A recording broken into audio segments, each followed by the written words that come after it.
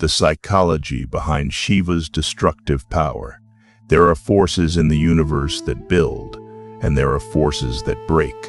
Most humans worship creation. They admire growth, success, achievement, expansion. But very few understand the force that makes growth possible in the first place: destruction. Among all divine archetypes ever conceived, Lord Shiva stands as the most misunderstood, not because he is complex, but because his function threatens the deepest human attachment, the need for continuity. Shiva does not destroy the world. He destroys what prevents the world from evolving. And psychologically, this makes him the most important archetype ever conceived. Destruction is not violence. It is intelligence. Modern minds associate destruction with chaos, anger, or evil. But in nature, destruction is not cruelty. It is intelligence in motion. Forests burn so that new life can emerge. Cells die so the body can heal. Stars collapse so heavier elements can be born. Without destruction, nothing evolves. Shiva represents this cosmic intelligence, not emotional rage, but surgical precision. He does not destroy randomly. He destroys only what has outlived its purpose. Psychologically, this is the same process that occurs when an old identity collapses and a new level of awareness begins. Why the human mind fears destruction. The human mind survives through continuity.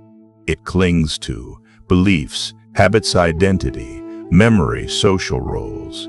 Even when these things cause suffering, the mind prefers familiarity over freedom.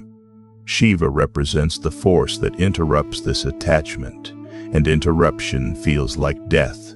This is why people fear change. This is why growth feels painful. This is why awakening is resisted. The ego interprets transformation as annihilation. Shiva is the embodiment of that threat. Shiva as the archetype of psychological death. Psychological death is not physical death. It is the moment when who you thought you were collapses, your values shift, your identity dissolves, your illusions are exposed. This process is deeply unsettling. The mind loses its reference points. Certainty disappears. Meaning temporarily collapses. This is why ancient traditions warned that awakening feels like dying. Shiva governs this phase. He is not the destroyer of life. He is the destroyer of false identity. The cremation ground, where the ego ends. Shiva lives in the cremation ground, not as symbolism of death, but of finality. The cremation ground is the one place where wealth loses value, status disappears, identity burns, pride dissolves. Everyone becomes equal there. Psychologically, this represents the moment when the ego is stripped of its masks. No narratives survive. No justifications remain. No image can be maintained. Only awareness remains. This is why Shiva chooses this space, because truth exists where illusions die. Why destruction feels cruel to the ego. The ego survives by continuity. It builds stories. I am this. This is my role. This is who I must be. Shiva dismantles these stories. And when identity collapses, the mind experiences fear, grief, confusion, emptiness, not because something bad is happening, but because something false is dying. Destruction feels violent only when you cling to what must end. Shiva and the psychology of non-attachment. Shiva owns nothing, needs nothing, clings to nothing. This is not poverty, it is freedom. Attachment creates fear. Fear creates suffering. Suffering creates resistance. Shiva's detachment is not apathy, it is clarity. He teaches that when you stop clinging, you stop suffering. Psychologically, this is the highest state of mental resilience. Nothing can break a mind that does not cling. The Tandava, destruction as rhythm, Shiva's dance. The Tandava is often misunderstood as violent. In truth, it represents the rhythm of existence, creation, trebization, destruction, renewal. Nothing stays static, nothing is permanent, nothing escapes change. The dance is not chaos, it is balance. When humans resist this rhythm, suffering arises. When they align with it, peace emerges. The third eye, awareness that destroys illusion. Shiva's third eye symbolizes perception beyond thought. The first eye sees the world. The second sees the self.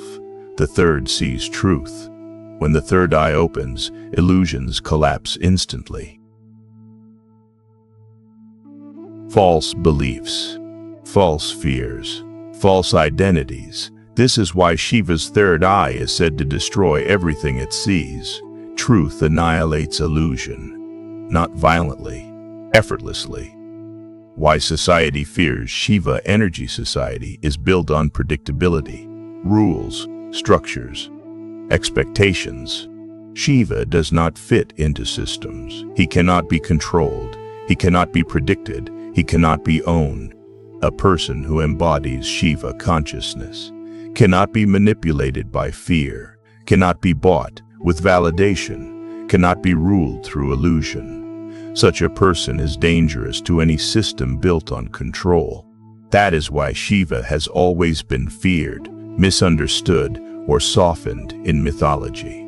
Destruction as liberation. Destruction as liberation. Destruction is not punishment.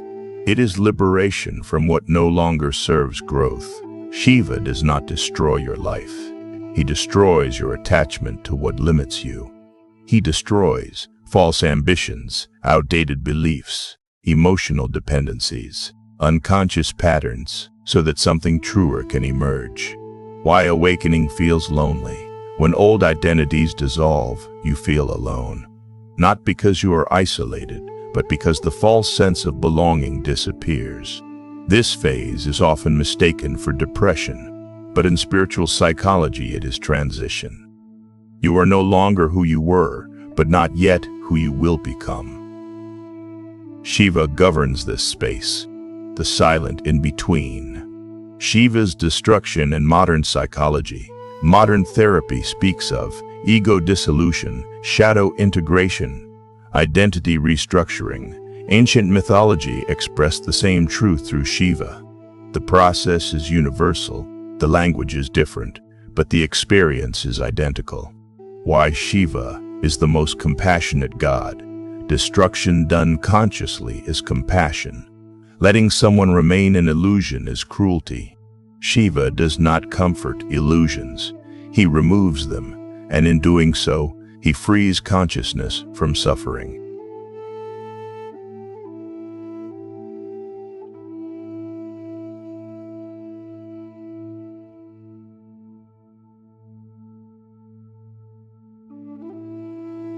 The ultimate lesson of Shiva teaches one truth above all: nothing that is real can be destroyed. Nothing that is false can survive. What dies was never you. What remains is what you truly are. Final reflection. Shiva is not a god of death. He is the god of awakening through destruction. He does not come to end your life. He comes to end your delusions. And when those fall away, what remains is clarity, stillness, and unshakable presence. That is Shiva, not the destroyer of worlds, but the liberator of consciousness.